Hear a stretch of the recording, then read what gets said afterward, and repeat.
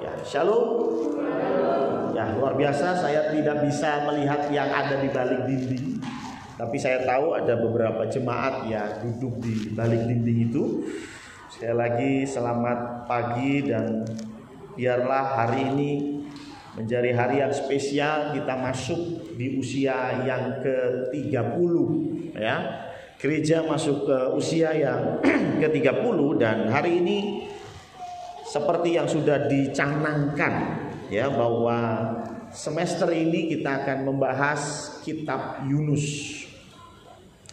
Hari ulang tahun Republik Indonesia kita ambil dari Yunus pasal yang pertama. Dan hari ini kita akan membaca dari Yunus pasal yang kedua. Dan besok Natal kita akan belajar dari Yunus pasal ketiga ya, sampai tahun baru. Dan karena saya hanya dikasih waktu untuk firman Tuhan 30 menit ya, Anda tahu itu sulit buat saya. Karena itu saya akan coba sedikit lebih cepat gitu ya, sedikit lebih cepat. Yunus pasal 2, bacaan kita dari ayat pertama tentunya sampai ayat yang ke-10. Tetapi saya akan langsung masuk ke materi khotbah, dan ketika itu dibahas baru kita akan membaca firman Tuhan ya.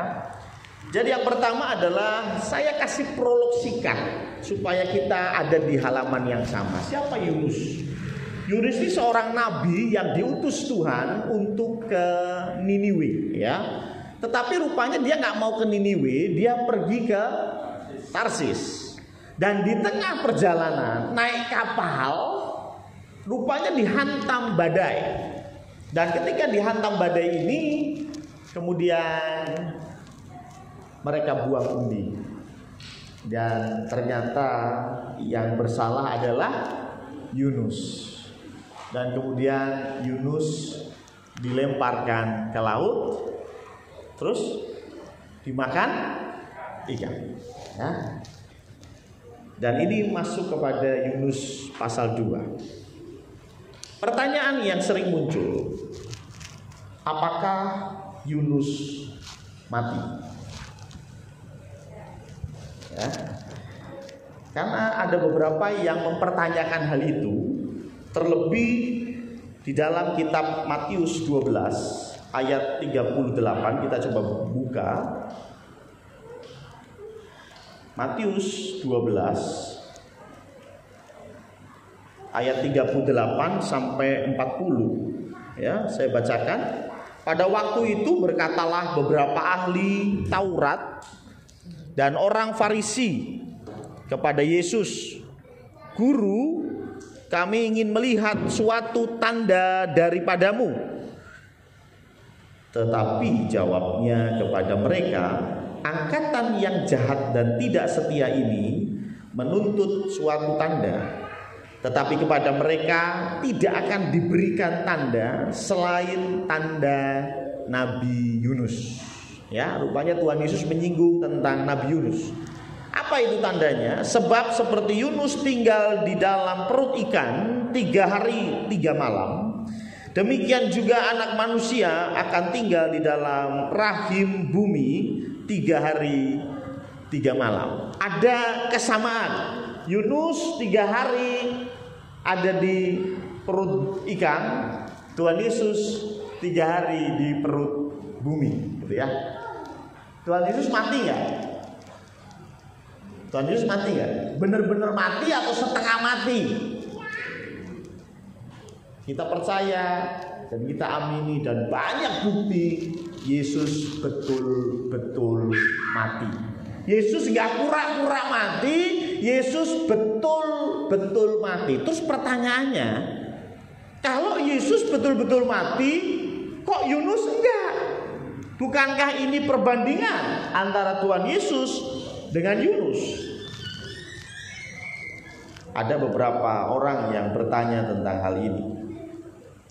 Tetapi rupanya dijawab di Yunus 2 ayat yang kedua. Yunus 2 ayat yang kedua. Katanya, dalam kesusahanku aku berseru kepada Tuhan dan Ia menjawab aku. Dari mana ini? Dari tengah-tengah dunia orang mati. Aku berteriak dan kau dengar suaraku. Berarti Yunus ini berdoanya di dunia orang mati. Satu lagi coba ayat yang ke-6. Saya langsung loncat.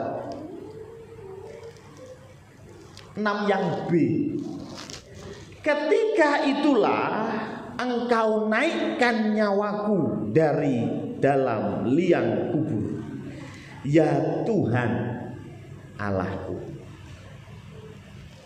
Menurut Anda, dua ayat tadi menyimpulkan Yunus mati atau tidak? Menurut saya, Yunus mati. Kenapa? Jelas, dia berkata bahwa dia berseru dari dunia orang mati. Betul ya? Lah kok bisa hidup lagi? Nah ini ayat yang ke-6. Berkata apa? Ketika itulah kau menaikkan nyawaku dari dalam liang kubur. Berarti sudah mati? Sudah. Tapi dinaikkan lagi dari liang kubur sehingga dia kembali hidup. Bisa nggak? Bisa nggak? Nggak cuma Yunus kalau itu, betul ya? Ada banyak orang yang dibangkitkan setelah mati. Apa susahnya kalau Yunus mati kemudian dibangkitkan? Bukankah itu lebih pas ketika kita bicara tentang Tuhan Yesus yang mati dan dibangkitkan? Betul? Dan itu tertulis di Alkitab bahwa Yunus mati. Kenapa? Ada banyak orang yang menganggap cerita ini cerita konyol kalau Yunus tidak mati. Emangnya di dalam perut ikan ada oksigen? Emangnya di perut ikan ada makanan? Betul ya? Nggak mungkin Yunus ini hidup. Ya memang nggak mungkin. Tetapi mungkin nggak Tuhan membangkitkan Yunus? Mungkin. Loh, kalau sudah mati kok dia bisa berdoa? Kalau sudah mati kok dia bisa berdoa? Masih ingat ceritanya Lazarus sama orang kaya? Ingat ya? Lazarus mati, orang kaya juga mati. Kemudian orang kaya itu berseru kepada Lazarus, ambilin air dong, betul? Paham ya? Jadi artinya sudah mati pun ya kita bisa berdoa. Lalu kita ini makhluk abadi, betul? Anda itu dan saya itu makhluk abadi. Anda kira setelah Anda mati semuanya selesai? Enggak. Anda pikir semasa hidup saya tak ngutang sing oke, terus tak tinggal mati. Wah, ya pasti bar utangi jare sopo. Betul ya? Tetap kita akan diminta bertanggung jawaban. Apalagi ngutangnya sama saya. Tahu ya? Jadi jangan pernah kita berpikir kematian adalah akhir dari segala sesuatu. Enggak. Ya, ketika Anda putus cinta dan kemudian merasa harapan sudah tidak ada dan melihat tali di atas pohon mangga sesuatu yang indah. Saya mau bilang, setelah Anda mati pun Anda masih dimintai pertanggungjawaban. Sama halnya dengan tema pada pagi hari ini, bicara kembali kepada panggilan. Gereja kita kembali kepada panggilan. Ada hal yang indah ketika kita bicara Yunus sudah mati di perut ikan dan Tuhan kembali muntahkan. Ikan kembali muntahkan dan Tuhan menghidupkan dia lagi. Apa yang indah di sini? Tidak ada kata terlambat. Amin. Mungkin Anda berkata bahwa keluarga saya kayaknya udah, bahasa Inggrisnya kasep. Tahu ya?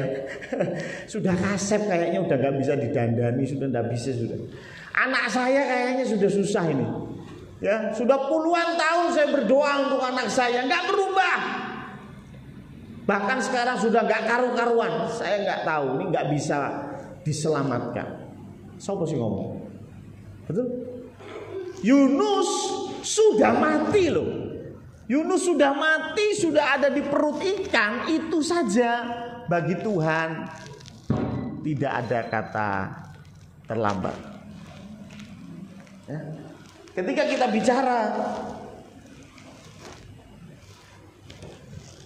tidak ada kata terlambat. Ketika engkau saat ini sedang lari dari panggilan Tuhan. Tuhan sudah setting Anda untuk pelayanan. Tapi engkau gak mau lakukan itu. Engkau sudah disiapkan Tuhan untuk jadi hamba Tuhan. Tapi engkau lari dari panggilan itu. Saya mau bilang tidak ada kata terlambat. Sama halnya saya berkata kepada gereja ini. Kalau gereja ini melenceng dari apa yang Tuhan perintahkan, mungkin saat ini sedang mati. Mungkin. Saya mau bilang apa? Tidak ada kata terlambat. Kalaupun sudah mati, Tuhan bisa bangkitkan. Bagi Tuhan tidak ada kata terlambat. Selama kita mau kembali kepada panggilan kita masing-masing. Setiap kita punya panggilan. Suami dipanggil untuk mengasihi istri. Istri dipanggil untuk tunduk kepada suami. Anak-anak dipanggil untuk hormat kepada orang tua. Ya. Kalau Anda berkata udah gak bisa, saya gak bisa hormat sama orang tua, sakit hati saya sudah terlalu dalam sama orang tua. Saya mau bilang tidak ada kata terlambat. Ya. Tetap Tuhan bisa bangkitkan sekalipun engkau sudah mati. Yang kedua,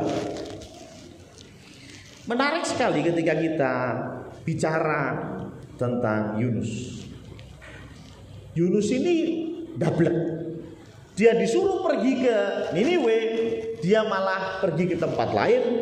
Dan yang menarik, coba kita mundur sedikit, Yunus 1 ayat yang ketiga. Yunus 1 ayat ketiga berkata demikian. Tetapi Yunus bersiap untuk melarikan diri ke Tarsis, jauh dari hadapan Tuhan. Yang mau saya garis bawahi, jauh dari hadapan Tuhan. Yunus mau pergi dan Yunus mau jauh dari hadapan Tuhan. Kuncinya itu ya. Coba kita lihat lagi di dalam ayat yang ke-5. Awak kapal menjadi takut, masing-masing berteriak-teriak kepada Allahnya, dan mereka membuang ke dalam laut segala muatan kapal itu untuk meringankannya. Tetapi Yunus telah turun ke dalam ruang kapal yang paling bawah dan berbaring di situ, lalu tertidur dengan nyenyak. Ini kapal kena badai dahsyat. Semuanya bingung ngelemparin barang-barang supaya kapalnya jadi ringan. Apa yang dilakukan oleh Yunus? Turun ke bawah kapal, terus tidur. Coba kita perhatikan, ini Yunus ini orang kayak apa ya? Nek buat saya, ini Yunus ini orangnya kendel tenan. Wandel tenan, gitu. Loh, bayangin loh, semua sudah panik. Kapal mau karam. Dia malah turun tidur. Anda saja, anak Anda belum pulang aja nggak bisa tidur. Ini sudah kapal sudah mau guling loh, kapal sudah mau hancur. Dia turun terus jan tenan. Ki nek menurutku ki kendel tenan, ya kan? Nek Tuhan Yesus aku ora gumun. Betul ya? Tuhan Yesus juga pernah lalui hal yang sama ya. Wah, ada kapalnya dihantam badai, Tuhan Yesus ngapain? Tidur. Tapi bedanya Yunus ini orangnya nggak bisa meredakan badai, tetapi Yesus bisa. Betul ya? Makanya kalau Yesus, ya maaf, saya nggak bilang Yesus pemberani, tapi kalau Yunus ini pemberani nih. Betul ya? Pernah main game tembak-tembakan, kemudian kamu masuk ke God mode. Ya. God mode itu cheat code, ya, kode curang sehingga kamu tidak akan bisa mati. Ditembakin sama musuh nggak bisa mati. Itu jalan santai saja, ya. nggak akan mati Anda, ya toh. Diserang 1000 orang santai saja, nggak akan mati. Itu Tuhan Yesus ini, Tuhan Yesus, ya kan? Tapi kalau Yunus, dia ngerti kalau dia dihantam badai dia mati. Tapi yang dia lakukan apa? Tidur. Coba bayangin, orang kaya apa ya Pak? Terus selanjutnya ayat yang ke-12. Sebelum 12.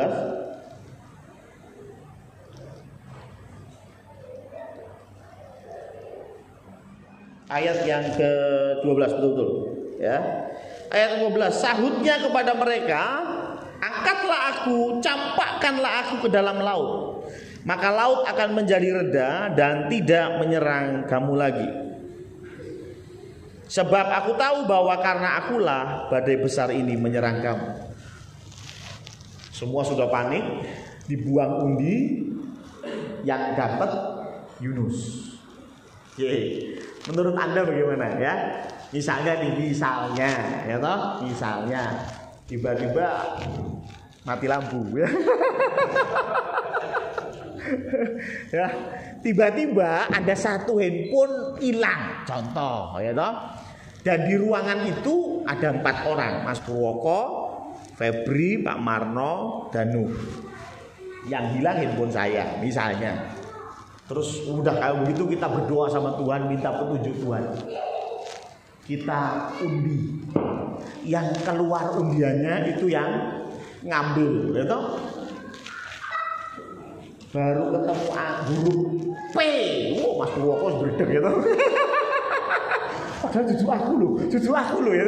Padahal baru keluar P, belum Purwoko, belum ya. Baru P saja sudah khawatir, betul ya? Karena waduh, gara-gara saya ini gitu ya.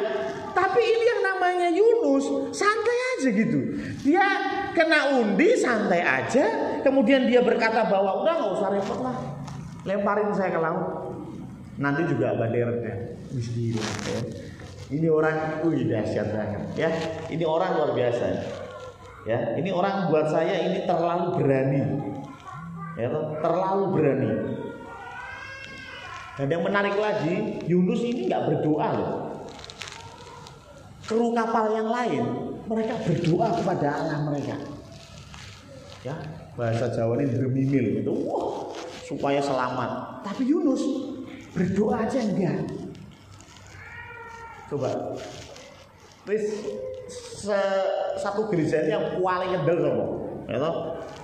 Ketika ada masalah yang betul-betul serius, mungkin tato di sini I love papa, I love mama, ya kan? Tapi begitu Anda kena masalah, Anda akan berlutut dan minta Tuhan tolong, betul?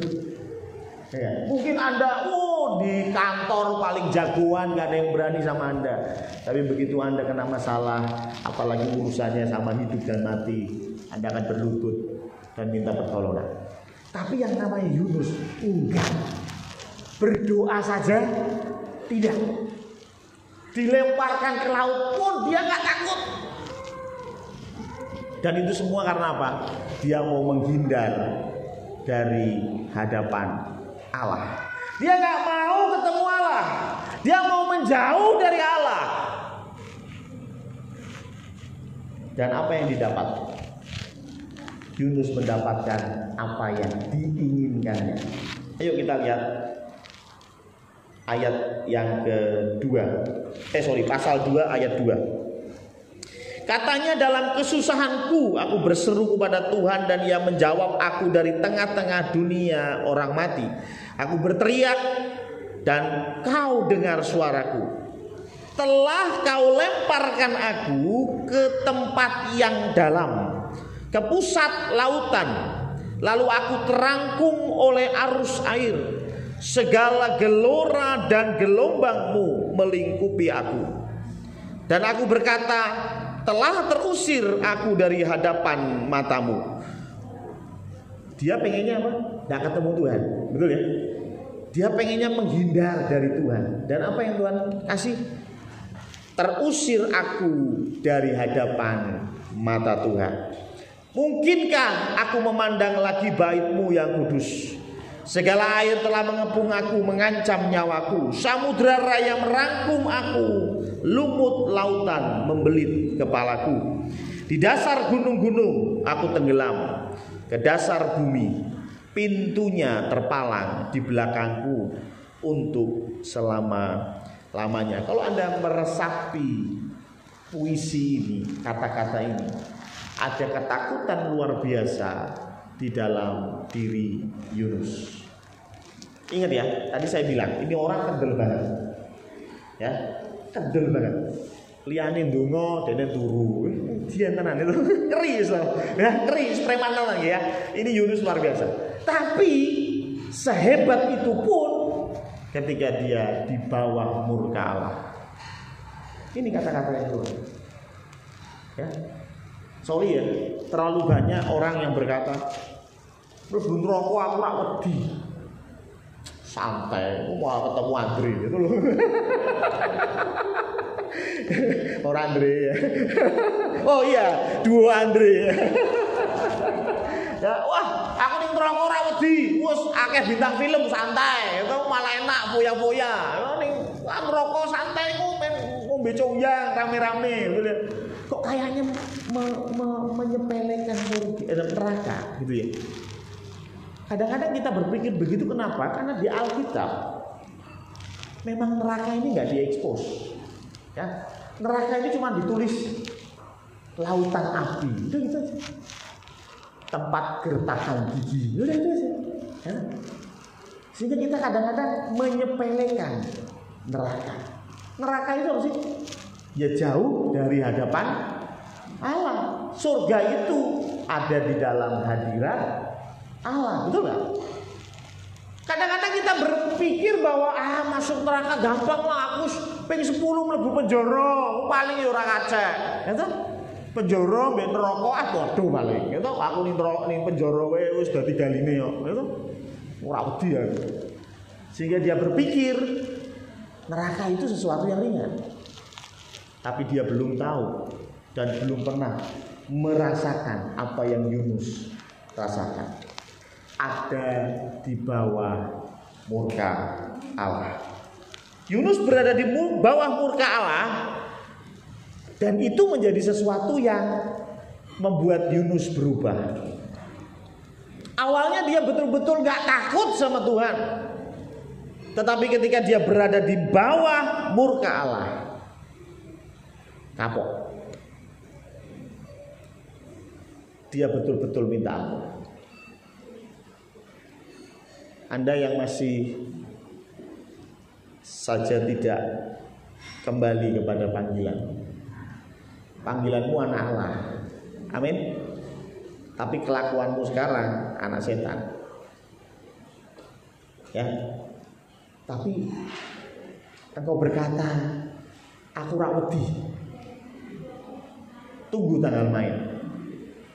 Kalau engkau tidak mau kembali kepada panggilanmu, maka jangan heran engkau akan merasakan murka Allah.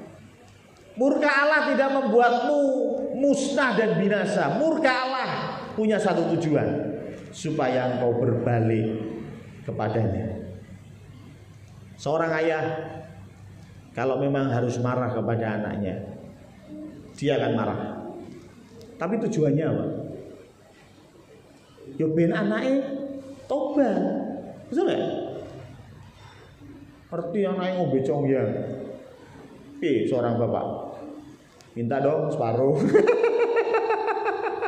Kacau kali ya. Tidak mungkin ketika lihat anaknya minum minuman keras, ayahnya marah. Betul-betul murka. 1 minggu kamu gak boleh keluar. Dikurung di rumah 1 minggu. Saya mau tanya, kenapa ayah marah? Tujuannya apa? Supaya anakmu takut? Tidak. Supaya anakmu mengerti kesalahannya dan berbalik. Itu sama halnya dengan Tuhan. Ketika engkau dikasih Tuhan, Tuhan bilang apa? Siap-siap. Seorang ayah akan menghajar anak-anaknya. Ketika engkau ada di dalam kemajelisan, di dalam pengutusan pelayanan, sama. Engkau anak-anak Allah. Jangan heran kalau engkau berbuat yang di luar kehendak Allah. Maka ada tangan Tuhan yang siap menyetop. Ya. Dulu tuh waktu belum jadi majelis tuh aman-aman aja gitu ya. Setelah jadi majelis malah ketahuan gitu. Ya, belinya ketahuan semua. Padahal dulu waktu belum jadi majelis aman ya. Aman, pulang malam aman ya. Pas belum jadi majelis nilep uang sana sini aman. Tiba-tiba tanggal 31 Oktober kita habis jadi majelis. Konangan. Saya mau tanya, Tuhan jahat? No. Tuhan gak jahat. Tuhan berharap engkau kembali kepada panggilan sebagai anak Allah. Ya. Hal yang sama juga akan dialami oleh hamba Tuhan. Saya pun mengalami. Ya, dulu ketika masih belum jadi hamba Tuhan, waduh, ya mana-mana aja gitu ya. Ya, sekarang obesity ono sing telepon gitu. Ya, obesity wah di WA sama Pak Andrea Chandra. Waduh ya. Ya tidak bisa bergerak sudah ya. Kenapa lu? Bukan karena Tuhan jahat. Tuhan sayang. Ya. Tuhan sayang. Murka Tuhan bukan untuk membinasakan, tetapi murka Tuhan untuk membuat kita bertobat. Jangan heran juga Stephen ketika nanti masuk dalam pelayanan di Alor sebagai hamba Tuhan. Ya siap-siap. Ketika tidak lagi bisa terbang bebas seperti hari ini ya. Kenapa? Karena Tuhan sayang kita. Amin. Tuhan gak mau kita berperilaku tidak semestinya. Tuhan gak mau kita lari dari panggilan Tuhan. Nah sekarang yang ketiga, yang terakhir. Bagus, setengah jam beneran ya. Mengapa Tuhan menolong Yunus? Ini pertanyaannya. Kenapa Tuhan menolong Yunus? Tidak semua orang mendapat kesempatan yang kedua. Amin. Kalau Anda mendapat kesempatan yang kedua, bersyukurlah. Tapi pertanyaannya, kenapa sih Tuhan menolong Yunus? Mari kita baca di ayat yang ke-8 dan ke-9. Itu alasan Tuhan menolong Yunus. Mereka yang berpegang teguh pada berhala kesia-siaan, merekalah yang meninggalkan Dia yang mengasihi mereka dengan setia. Tetapi aku dengan ucapan syukur akan kupersembahkan korban kepadamu. Apa yang kunazarkan akan kubayar. Keselamatan adalah dari Tuhan. Apa sih yang membuat Yunus Tuhan kasih kesempatan yang kedua? Karena Yunus berpegang teguh bukan kepada berhala, tapi kepada Tuhan. Yunus sampai akhir pun dia ditanya, dia bilang, aku adalah Nabi Allah. Dia bilang begitu, walaupun tidak pernah doa. Walaupun lari dari panggilan, tetapi dia bilang bahwa aku ini menyembah Allah yang hidup. Itu yang dia pegang. Walaupun sekali lagi kelakuannya kayak begitu. Apa yang kita pegang, apa yang kita imani, itu penting untuk kita. Ya. Ketika kau beriman kepada Tuhan Yesus Kristus, Dia adalah Bapamu, maka Bapa pasti menolong anak-anaknya. Amin. Ya. Di gereja ini ada juga yang curhat ke saya, udah hampir menyerah dengan anaknya. Oh, usah di gereja sini deh. Saya punya teman di Jakarta. Ya, saya punya teman di Jakarta. Telepon saya nangis-nangis. Mereka tuh cuma punya anak satu, laki-laki. Tapi rupanya sudah kebangetan anaknya. Anaknya sudah kebangetan. Pokoknya nggak usah tak ceritain anaknya, tapi intinya orang tua itu berkata, telepon ke saya berkata, Pak Sam, si X ini anak saya ini udah saya nggak peduli lagi. Dia mau makan mau nggak makan nggak peduli. Yang penting dia harus keluar dari rumah. Saya nggak mau kumpul sama dia lagi. Udah biarin saya nggak punya anak. Suaminya menggebu-gebu, mamanya nangis-nangis. Saya tanya lagi mamanya, bener ibu, Anda yakin mau melepas anak? Yakin, udah daripada punya anak kayak gitu, mending nggak usah punya anak. Sakit Pak Pendeta, anak saya kayak begitu, sakit hatinya. Dan saya betul-betul mengerti penderitaan mereka. Saya ajak doa, ya sudah, mau di Jakarta jauh, gitu. Saya ajak doa, selesai, ya sudah. Sekitar sebulan kemudian, rupanya anaknya tetap dirangkul sama kedua orang tua. Anaknya nggak bisa hidup sendiri karena makan masih ikut orang tua. Tapi kurang ajarnya kebangetan gitu loh. Dan 1 bulan kemudian saya dapat kabar orang tua ini kembali satu rumah dengan anaknya. Saya tanya, "Lah sudah minta maaf belum anaknya?" "Belum Pak Pendeta." Anaknya belum minta maaf. Kalau buat saya minta maaf itu perlu. Tapi orang tua ini nggak perlu anaknya minta maaf. Anaknya langsung dipeluk dan dibawa masuk ke rumah. Kenapa? Hanya mereka orang tuanya. Saya bukan. Itu kan? Saya bilang ke mereka, kalau belum minta maaf jangan suruh masuk. Tapi mereka orang tuanya, bro. Mereka orang tuanya. Kita mau bilang apa? Ya? Sebelum anakmu minta maaf, jangan boleh masuk rumah. Kenapa? Supaya anakmu juga tahu etika. Tapi yang namanya orang tua gimana? Ya, anaknya nggak perlu minta maaf.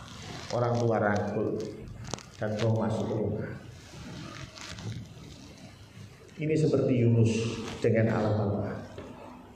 Yunus kurang ajar, tapi dia tetap memandang Allah sebagai bapaknya. Dan di situ Bapa tidak tutup mata. Pegang teguh iman kita kepada Kristus. Saya tahu hidup ini berat. Imanmu terkadang naik dan turun. Tapi itulah mengapa engkau harus selalu bergantung kepada Allah. Kalau engkau bergantung kepada dirimu sendiri, maka engkau tidak akan bisa melalui hidup ini dengan baik. Yang kedua juga, kenapa Tuhan menolong? Karena rancangan Tuhan rancangan yang indah. Saya mau tanya, ada nggak sih skenario yang lebih buruk dari Yunus masuk perut ikan dan mati selesai? Ada nggak yang lebih buruk? Ada. Mau tahu yang lebih buruk? Yang lebih buruk adalah Yunus masuk perut ikan, mati di perut ikan.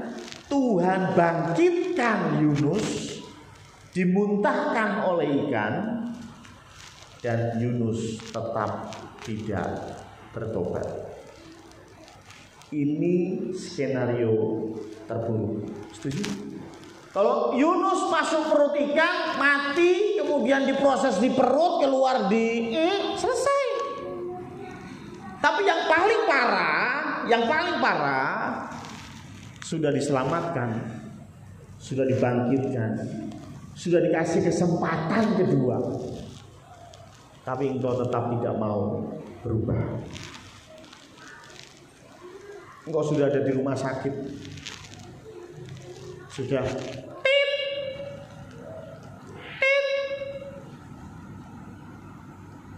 tapi engkau tidak mau berubah. Saya bilang Anda lebih buruk dari Yunus. Ya, Yunus alami itu semua, tetapi dia berubah. Engkau sudah dibawa murka Allah, sudah ditolong, dibangkitkan oleh Allah, dan hari ini engkau masih saja sama dengan yang kemarin. Buat saya itu skenario terburuk. Tuhan bangkitkan Yunus karena Tuhan merancangkan yang indah. Yunus bertobat dan melakukan panggilannya. Amin. Setiap kita punya panggilan, gereja ini punya panggilan. Dan biarlah di dalam usia yang ke-30 kita kembali berbenah panggilan-panggilan yang belum gereja lakukan. Mari kita lakukan. Gereja nggak bicara tentang saya, gereja nggak bicara tentang saya dan majelis, tetapi gereja bicara tentang kita semua. Contohnya Kopa tadi, jangan biarkan mereka berjuang sendiri. Kita harus ada di belakang mereka, mensupport apa yang dibutuhkan oleh Kopa. Amin. Ya, jangan cuma putus tok wis ditinggal lunga. Tetapi ayo kita kawal bersama-sama. Selamat ulang tahun Gereja Isa Al-Masih Condrokusumo yang ke-30. Mari kita kembali ke dalam panggilan Tuhan. Amin. Mari kita tundukkan kepala. Kita berdoa untuk firman Tuhan itu. Tuhan Allah Bapa kami, terima kasih Tuhan karena pertolongan Tuhan. Walaupun sempat beberapa kali lampu mati, tetapi tetap kami bisa memahami firman Tuhan dengan baik. Ampuni kami ketika kami lari dari panggilan Tuhan, sehingga hari-hari kami ada di bawah murka Tuhan. Kami yakin dan percaya Tuhan, selama kami memandang Engkau sebagai Bapa kami, Engkau pun tidak akan melupakan kami sebagai anak-anak-Mu. Terima kasih Tuhan, terima kasih. Kami juga berdoa untuk gereja kami yang berulang tahun yang ke-30. Engkau yang sudah membangun gereja ini. Kami yakin dan percaya 30 tahun berjalan itu pun karena tangan kanan-Mu yang kuat. Dan kami yakin dan percaya ke depan Engkau yang terus bimbing kami, sehingga kami bisa terus berada di dalam panggilan Tuhan. Hanya di dalam nama Tuhan Yesus Kristus kami berdoa. Amin.